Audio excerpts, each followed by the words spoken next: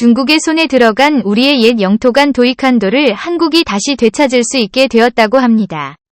급격하게 위태로운 중국 상황 때문에 이런 일이 가능해졌다고 하는데요. 심지어 간도에 대한민국 군대가 주둔할 수 있다고 하죠. 이 소식을 들은 북한은 공포에 질렸다고 하는데요. 대체 어떻게 된 일인지 지금부터 자세하게 설명해 드리겠습니다.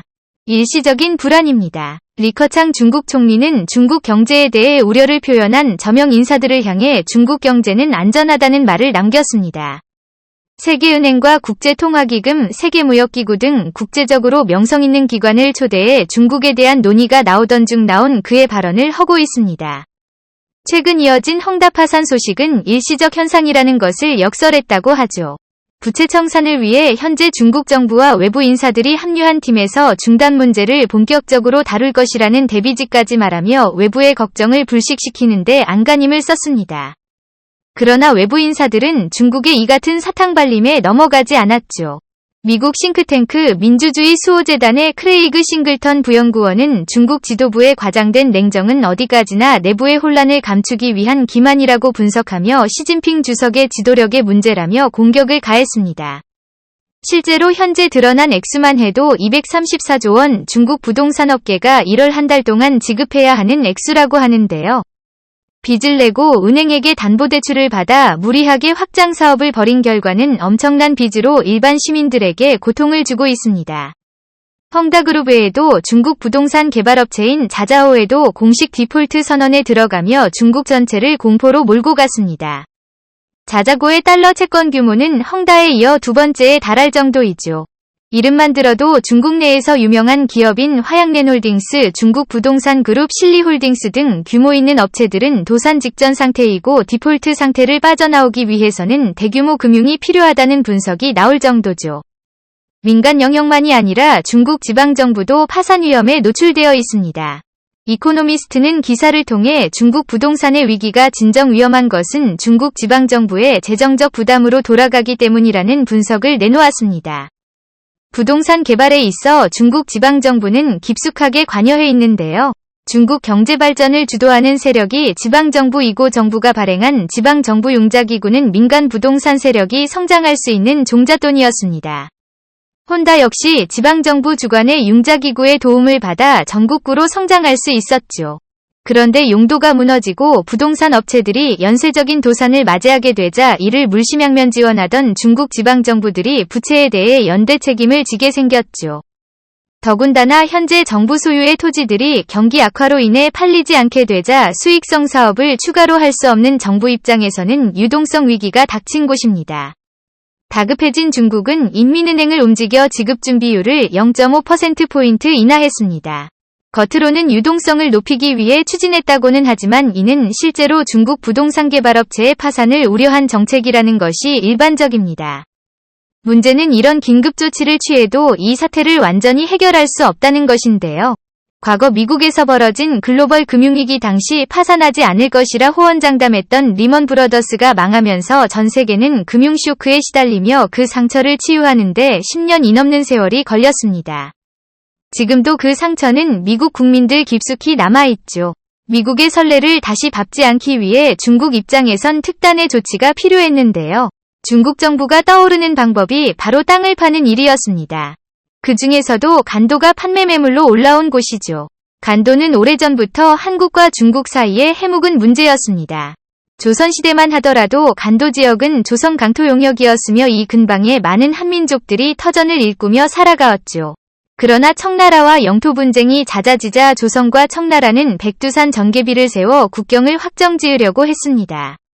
하지만 이 전개비 해석과 관련해 양측의 의견이 갈리면서 간도는 21세기까지도 되찾지 못한 고투가 되었습니다. 전개비에 있는 서쪽 국경은 압록강, 동쪽 국경은 토문강이라 적혀 있는데요. 압록강은 해석의 여지가 없으나 혹은 강이 문제가 되었습니다. 청나라는 두만강의 상류가 토문강을 뜻하는 것으로 해석한 반면 조선은 만주 내륙의 송화강 상류가 토문강이라는 의견이었죠. 당시 송화강 주변에는 한민족들이 많이 거주하고 있었고 청나라도 이러한 사실을 뻔히 알고 있었음에도 불구하고 영토 욕심으로 인해 토문강을 두만강이라 해석하며 억지를 부렸던 것입니다. 이는 여러 고지도에서 명백하게 드러난 사실인데요. 가장 대표적인 지도는 프랑스 지리학자 당밀리가 제작한 고지도로 대한민국과 일본을 표시한 이 지도에는 간도 지역이 한국의 영토로 포함되어 있습니다. 프랑스 왕립과학 아카데미 출신인 그는 중국 지도까지 참고해서 이 지도를 제작했다고 하죠. 영국 지리학자 존 캐리가 제작한 중국의 새 지도라는 곳에서도 한국의 가격은 간토 지역을 아우르는 범위로 묘사되었습니다. 아주 일찍부터 청나라에 발을 디뎌 종교를 전파했던 예수회 선교사들 역시 지도 제작 시 한국의 영토를 한반도로 국한시킨 것이 아니라 간도까지 포함했습니다.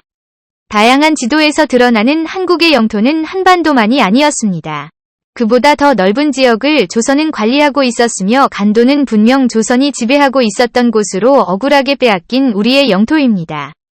하지만 중국은 이러한 주장을 묵살하고 실효 지배를 했는데요. 그런데 빚 갚기 위해 정신이 없는 중국 정부가 간도를 한국에게 판매하면서 우리의 잃어버린 옛 영토를 다시 되찾을 수 있게 되었습니다.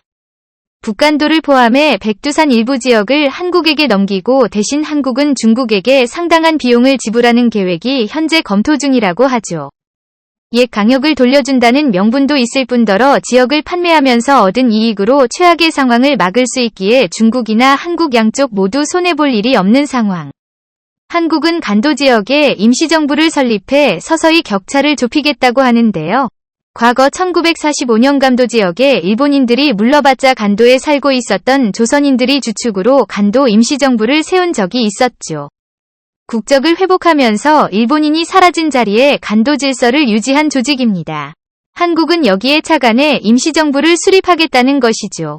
이뿐만이 아니라 향후 지역 안정화를 위해 군사시설을 설치한 도 주변 방어를 위해 군사까지 배치하겠다는 계획을 세웠죠. 중국과 한국 사이에 심상치 않은 대화가 오가는 것을 눈치챈 북한은 이 소식에 충격을 받았다고 합니다. 최근 북한은 동해상으로 탄도미사일을 발사했습니다. 한미 실무진 회담과 북한 사이의 대화가 활발한 이 시점에서 갑작스럽게 탄도미사일을 발사해 순식간에 분위기를 냉각시켰죠. 그전까지 북한은 유화적인 태도를 취하는 모습을 보였습니다. 미국과 한국은 현재 북한을 사이에 두고 정전협정을 위한 조율에 외교적 역량을 집중하고 있었습니다. 미국도 한국과 북한 사이의 정전협정에 반대했으나 최근 유화적으로 바뀌며 종전협정에 긍정적인 태도를 보였습니다. CNN은 한국전쟁이 곧 끝날 수도 있다면서 종전선언에 대한 예측을 내놓았죠. 그런데 북한이 탄도미사일을 발사하면서 정전협정의 분위기가 사뭇 달라졌습니다. 미국은 종전협정에 대해 다시 원론적인 태도로 바뀌었고 북한은 한국과의 대화 채널을 갑자기 중단하면서 종전선언은 불가능해졌죠. 갑작스런 북한의 태도 변화에는 간도 임시정부의 존재가 영향을 미쳤다는 내부 분석이 나오고 있는데요.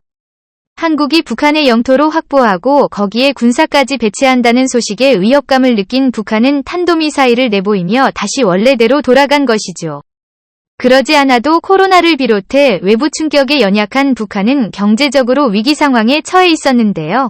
데일리 NK의 소식에 따르면 가장 기본적인 퇴비 생산까지도 제대로 되지 않아 할당량을 채우지 못하면 벌금을 내게 하는 강압적인 일이 벌어지고 있다고 합니다. 중국으로부터 자원 수입도 끊기고 내부적으로 생산도 어려운 가운데 북한 내부는 생존조차 어려워 아비규환입니다. 만약 간도 군사기지가 세워지고 북한의 앞과 뒤에서 압박을 가한다면 북한은 순식간에 망할 수도 있습니다. 일각에서는 통일도 멀지 않았다는 이야기가 나오고 있는데요. 북한은 과연 한국의 위협으로부터 체제를 유지할 수 있을까요? 잃어버린 옛 영토를 찾게 된 대한민국의 미래를 응원하며 앞으로 대한민국이 통일을 이뤄 연해주까지 진출해 더 많은 영토를 손에 넣을 수 있기를 기대해보겠습니다. 시청해주셔서 감사합니다.